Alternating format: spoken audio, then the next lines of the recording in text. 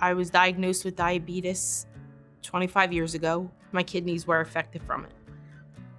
One day I went to the doctors and she told me, you're going to be sick and you're going to get more sick. I had 2 kids and it was a struggle daily. My son ended up with a drug issue. His name was Raymond. He passed away 2 years ago. January of 22, I ended up catching COVID.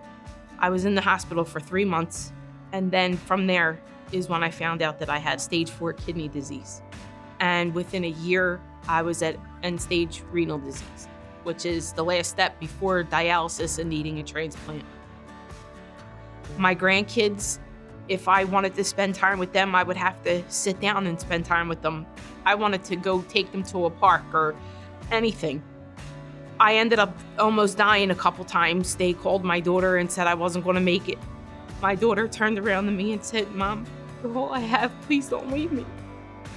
And then when I found out I was sick like this, I felt like I was going to leave her. I thought my life was over at that point.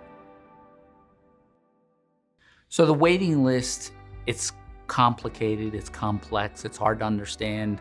No one knows really where you are and when you're going to get the call. And that's probably the most maddening thing. I went to work a couple days a week just to keep myself out of a depression. I've been going to Steak 'em Up in South Philadelphia for many years now to get either my food or my coffee. Carolyn's always there. When I went over that day, she wasn't herself. Usually it's, "Hi." I got my coffee and she said she needed the creamer, and the creamer's in the front of the fridge, in front of the case. I gave it to her like I always do, and I said, "Is there anything else I could do for you?" And I turned around to him and I said, "Yeah, do you have a kidney for me?" And he said, "Sure." And I looked at him and I was like, "Huh?" And he was like, "I'm serious." My grandfather, he's the one that instilled in me to always help another person. I knew her life could improve. I knew that she would have more time with her grandkids and her daughter. It all comes back to family and doing the right thing. For somebody to go and give some of their body that they need to live, that's what you call extraordinary. Several of our patients were deemed not to be candidates elsewhere for various reasons. Our mission, our challenge, and what we do every day is find a way to get to yes.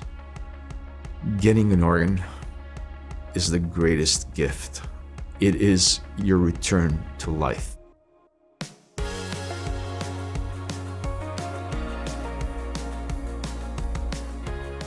Now I feel like I'm full of life. My brain wants to go.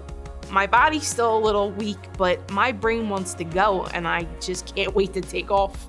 She has done remarkably well, and I believe she's returning to better than she's been in a long time.